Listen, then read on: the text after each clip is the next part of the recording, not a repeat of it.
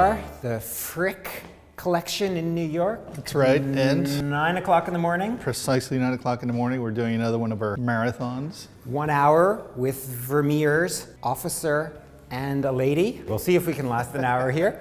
It's one of the world's official masterpieces, right? One of Vermeer's 34 known pictures, or at least the ones that are attributed to him. I have my doubts about whether I like this damn thing. Okay, well, you probably are the only person on the planet. I'm sure you've got some line about it having been copied from a photograph or something. Close. Yeah, well, there you go. Go on, we'll spin it out. Should we actually look at the thing before I think that's a good idea.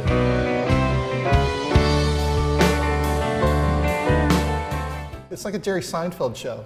It's about nothing. It's an officer and a lady hanging out.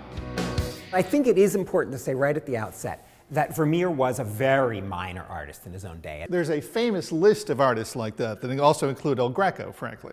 Right, people who were essentially sort of picked up in the 19th century, or even sort of although early El 20th Greco century. was a major force in his own day, and then he gets forgotten. The difference, the big important difference is Vermeer was not so much a major force. We think we know better than 17th century Dutchmen what they should have been looking at, and that's weird. That's profoundly weird, because we pretend that we want to revisit the past when looking at a picture like this, but we actually don't care what they thought. We wanted to have this serve our ends, and that's one reason I'm resistant to Vermeer. You're looking for weirdness, and you're not going to find it in Vermeer. That's also a 21st century sort of outlook, frankly. No. I mean, we're all trapped in these, obviously in our own heads, but in our own time. We're time-bound, and in our collective sense of appreciation.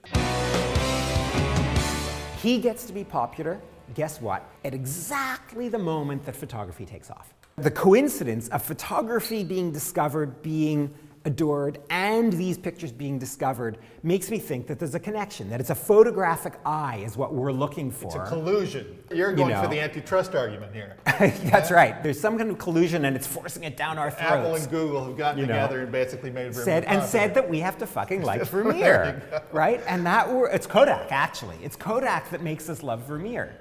And Kodak and Daguerre. And the Lumiere brothers. Yeah. I imagine that for an audience at that time, they had a totally physically different way of looking at pictures. I think Dutch people were much more interested in inventories. I think these things function like accumulations of separate instances, that we're supposed to notice the beautiful glass window. We're supposed to look at one thing after another. In that case, Vermeer is the typical, well, not the typical artist, the atypical artist who is significantly ahead of his time. Because the work basically hangs. It works as a hanging picture rather than as a scroll or a map that you're looking at. That's it. So you're saying he's pressing back against that tendency. And making 3 pictures as opposed to a year of non-ostentatious subjects, as opposed to a number of other artists. So he doesn't generate inventory. He doesn't generate inventory. In a world of inventory, Precisely. he doesn't generate any. He's tacking against the grain. Nice. That's nice. So in that case, you could say the map shows you the normal looking.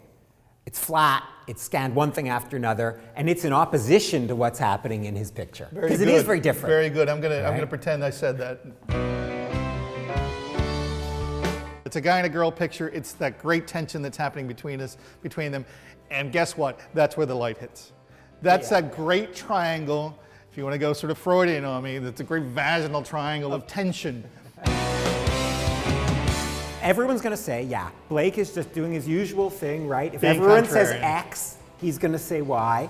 Well, I'm all for being against received wisdom. That's something that I think is important, whether you're reading a book or you're looking at a picture or talking about politics. I think being contrary is good, especially with art, because it brings us somewhere new.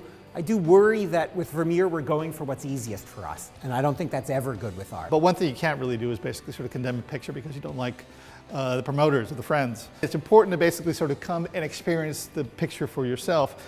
You don't want to just echo other people's opinions. You want to find other things that you basically sort of draw out by yourself. And that's why spending an hour helps us get beyond that. That's why it's worth spending an hour. Because if you just spend 5 minutes with a picture, you're stuck with cliches. Inevitably stuck with cliches, because in 5 minutes you can't go beyond them.